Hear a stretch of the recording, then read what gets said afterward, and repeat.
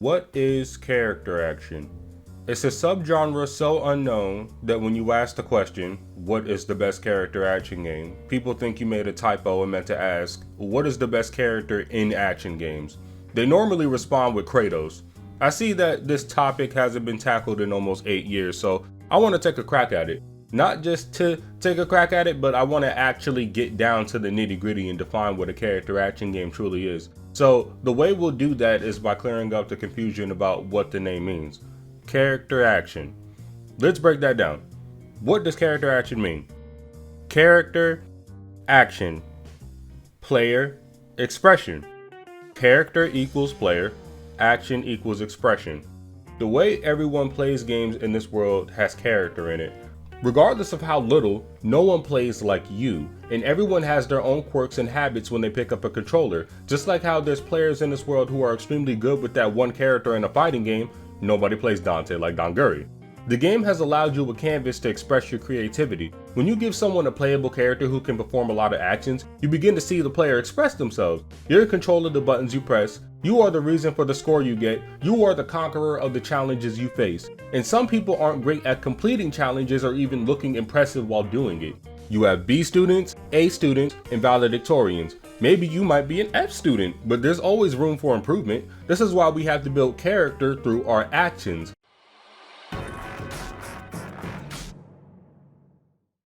Let's be real here, was the Devil May Cry inspired technical hack and slash ever really entirely its own genre? DMC actually is its own genre slash subgenre. Capcom actually recently referred to DMC as a stylish action game in the official 10 million copy sold announcement for Devil May Cry 5. This implies that they've had that in the vault forever, and if you want something less recent in case you think Capcom is biting off how fans refer to the subgenre, DMC3 labels its combat like that too in the very beginning. And if you want another one that's less recent than that, there's a Hideki Kamiya interview from 2001 that's still up where the translation refers to it as stylish hard action. We can assume that if it was properly translated, we get the right answer. To add to that fact about the interview, it's literally about how Hideki Kamiya was purposely trying to make a different feeling action game than others. They're just action games with really good combat. Seems like we isolate them into their own kind of game so we don't have to hold every title with a sword to the same standard. We have to remember that not every single IP is trying to be Devil May Cry, and just because their combat is not up to the standard of Devil May Cry does not make the title a bad action game. If we were to use this logic with Souls-likes, that wouldn't make any sense. The intention of each inspired project is to emulate or to be as close to a From Software Souls game as possible for people to make the distinction that it is a Souls-like. But there's not just one way to attempt a Souls-like, is it? Just like how there's multiple approaches to making a stylish action game inspired by the likes of DMC. When you see a Musou game, you know it's a Musou game, correct? You know what a Musou game is because a Musou game does what a Musou game does best. You don't ever see that community arguing about what counts and what doesn't, but we do. But why is that an issue? Is it a bad thing that we hold games to a certain standard to see if it fits into a subcategory? And why are we demonized for that? If it has elements that resemble DMC and has features that are similar to DMC, then it must be a stylish action game, or character action, whichever one you want to call it. I reviewed the prior videos of this topic and they asked things such as, what is character action? What exactly does it mean? Does it refer to the character having personality? They claim that it's just a made up genre, but isn't that disingenuous to say because isn't everything a made up genre? I don't understand the fixation with belittling the character action game label in name and in practice, and then finding small pet peeves to gripe about to air out your frustration on why things don't make sense because you haven't done the research to understand why things are the way that they are. Does the name sound stupid? I mean, I guess, but going by how I broke it down earlier, it makes sense. And I actually do agree with Foxcade's take on the name. Dismissing the term that people have been using and acting like that omits the entire concept of how we classify things like a genre is arbitrary in of itself. Having an issue with the name is fine, but also not taking the time to understand how to classify a subgenre and you only argue being that it's imaginary is a disservice to yourself because it just makes you look silly. And everyone on the internet who hears or reads your takes becomes silly with you because the subgenre is so niche that when someone dogpiles on it, it in return damages the reputation and overall integrity of the community and the name associated with it. Because the community is so small, when outsiders see disingenuous takes, they'll eat it up and see it as fact because that's their first impression of the gamers who consume these titles that fit the subgenre. So when those people speak ill of our community and our way of classifying games, they give inexperienced onlookers a warped perception of the players who enjoy these titles by making us look like a know-it-all exclusive club for a bunch of elitist losers. This is how you create circuses on both ends of the spectrum. You know what's funny? That's exactly what's happening now to the Souls-like community after Elden Ring came out. And now you see people arguing about what's a Souls-like and what isn't. And they use the same disingenuous arguments to discredit what a Souls-like is. Now I see sarcastic comments saying, I guess every game where the player is holding a sword is a Souls-like now, in response to someone who made the Souls-like allegation. And honestly, sometimes it's a valid observation. And then I'll see PlayStation literally confirm it on their official account not 2 seconds later. Not to sound condescending, and I put a warning here, but I'm not a fan of the unsophisticated way some people go about discussing the topic. Look, let me interact with you guys. Give me a show of hands for how many people heard something along the lines of, character action game, what even is that? It's a character doing an action in a game? It's such a stupid name. Now give me another show of hands if those people can't even narrow down what a character action game is beyond the main feud. Let's address the elephant in the room.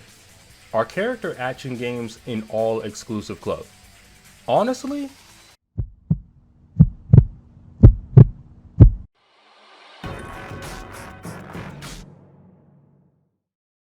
are character action games an all-exclusive club? Yes.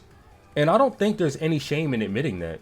You wouldn't call something a Souls-like that isn't one, or a roguelike, or a boomer shooter, or a Metroidvania, or a Musou game, or a survival horror, or an action RPG, or an RPG, or a rail shooter. So if those communities have specific qualifications, it's not bad that CAGs do too. We just have a huge dishonesty problem that supersedes the reputation of character action games because so many people have an agenda of what counts and what doesn't. The only difference is that the term we have in the character action community lacks official moderation to whatever it's applied to. And oftentimes, we see people throwing a hissy fit because they're upset that their favorite game doesn't count and more individuals aren't talking about it in the space. And we need to grow into the habit of saying, just because I like an action game does not mean it is a character action game. But I'll be fair, it's possible to mix genres and find exceptions. But I'll offer any newcomers advice. And trust me, this is the best advice I'm going to give throughout the entire video. If someone says Ninja Gaiden, God of War, and Nier Automata aren't character action games, just don't listen to them.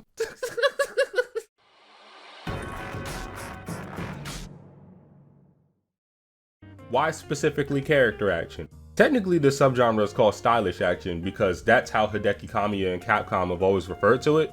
The game where we get the idea of stylish action originates from Capcom and Devil May Cry, since it's what most games around that time's combat was inspired by, with a dash of Onimusha. The game itself also refers to itself this way. One thing we have to face as a community is that subgenres will evolve. Some developers always have their take on a subgenre, and some will be innovative. People used to argue about how Ninja Gaiden wasn't a CAG, now most agree. Some used to say the God of War trilogy didn't fit into the CAG subgenre, now most people agree. I think people learn through gatekeeping. What do I mean by that? Not only does skepticism keep us on our toes when introduced to new things, it helps us weed out what belongs and what doesn't. And through years of gatekeeping, we tend to shun games for so long to keep our perfect image and solid definition of what a subgenre is so much that we eventually run out of games to play within the subgenre because it becomes so niche that nothing is allowed to be unless it fits every single criteria. I don't think gatekeeping is inherently a bad thing. Some level of quality control is needed in any community, and I think it's good to make this video now because we've seen a wave of exceptions since Vanquish. They call it the third-person shooter CAG. That example is hilarious to me because Wet came before it, and they share a lot of similarities, but nobody ever brings up Wet in the conversation. We've given nothing but praise for Tides of Annihilation, and I haven't heard anyone speak ill of it when it's going to be an action RPG. Why am I using Tides of Annihilation as an example? Because Nier Automata is an action RPG, and a lot of people love to claim it's not a character action game. Kingdom Hearts 2 is a combo heavy game that predates both these ARPG titles, and it also never gets brought up in the conversation, but Final Fantasy XVI does. But aren't the main arguments for the God of War trilogy that its combat isn't mechanically complex and it doesn't have a scoring system, the mechanically complex argument just flat out isn't true. But the scoring system, sure. But isn't that also a bit unfair, since the game actually does sort of keep track of how well you do with the orbs it gives you based on how high you manage to get the combo counter? Why would the game do that if it didn't have anything to experiment with? I know it doesn't have an end of stage scoring system, but that aspect of combat is in some shape taken into account. And do you guys mind if I bring this up, because I feel like this is a good point? And I'll be making this point in the form of a question. How do you implement the stylish ranking without it feeling like plagiarism?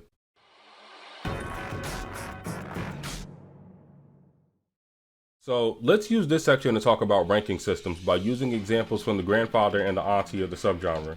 Ninja Gaiden's scoring system is called Karma. It's based on a multitude of factors such as combos, time, kills, and you're even given a higher rank if you complete the stage with having all Ninpo slots full. See this?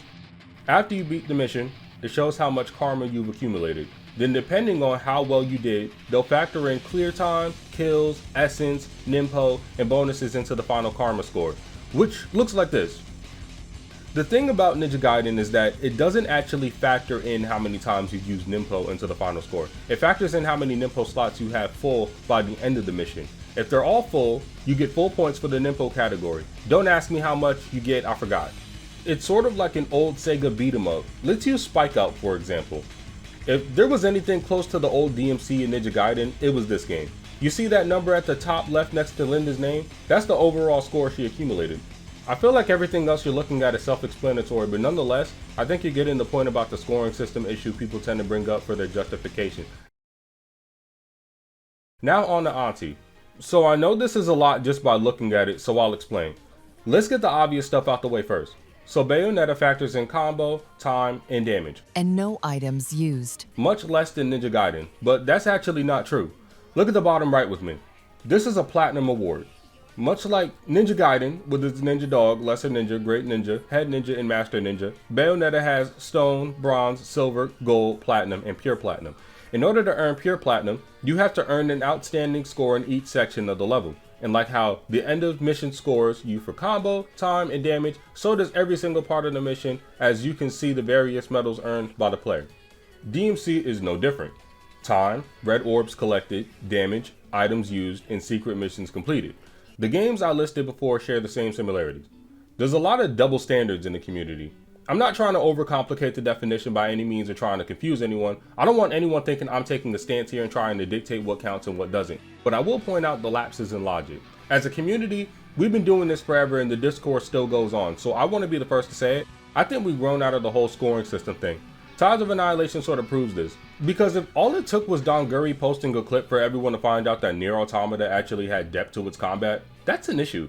There's a sort of big misinformation problem in the community. And Nier Automata is a really good example because that game was lambasted after its release with a bunch of people saying that the combat wasn't good. That was a very prominent take that I saw floating around for a while. And I still see people saying it. I saw somebody saying that yesterday.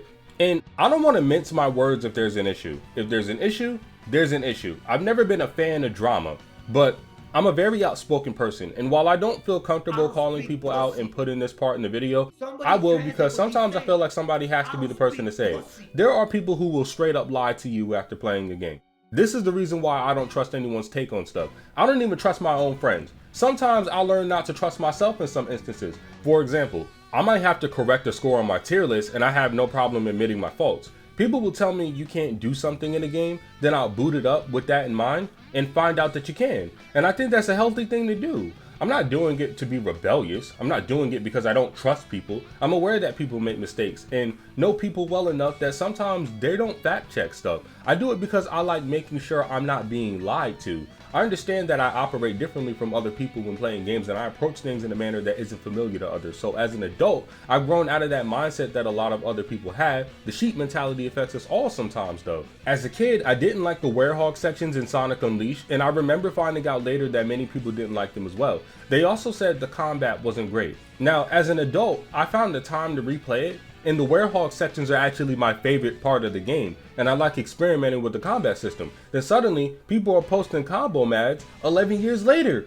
This isn't an insult to most gamers, but we have to remember that most people don't engage with the combat system on a deeper level than 1% of the player base who appreciates that part of the gameplay. I say all this to say that when you really put everything I said together, I've talked about a lot of character. I've talked about a lot of actions taken by the community. I've talked about a lot of character action, player identity, player freedom, player nuance, player expression. So is our subgenre just based around style meter and an end mission scoring system, or will we let other games have a chance? It all comes full circle, doesn't it? And no, this isn't a free ticket to use as an excuse to try and weasel your way into saying Souls-likes are character action games. At least keep the gameplay loop in mind. And yes, that includes Sekiro!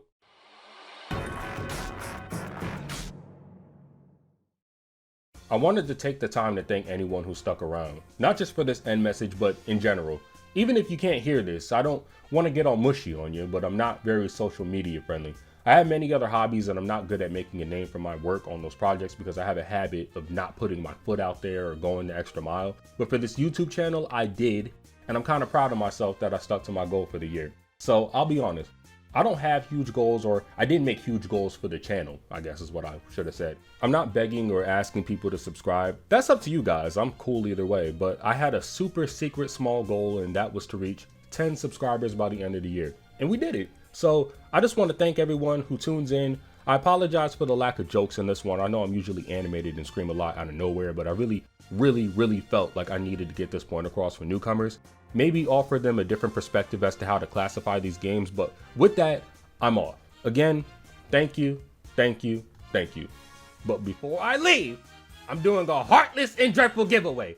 I'll leave a survey at the bottom that you guys can fill out for a chance to get a Steam key. I have 20 left, so don't be afraid. I love giving back to the community without getting anything in return. I would do it more often if I could. See you guys in September when I review Lost Soul Aside, in November when I review Ninja Gaiden 4. Hopefully Hamarahime and Might Rhea come out this year so I can possibly squeeze those in. I'll do a Spirit X Strike review when the game has all of its features, and ultimately, the second part of the Stylish Action tier list will be posted in January. Hope you're all having a great day. I'm going to be enjoying mine. It is my birthday. I know it's scummy to say this at the end of the video, but I'm learning to appreciate family, friends, and life a little more on this specific date. And to anyone having a hard time, I want you to be here tomorrow and all days after. So thank you again.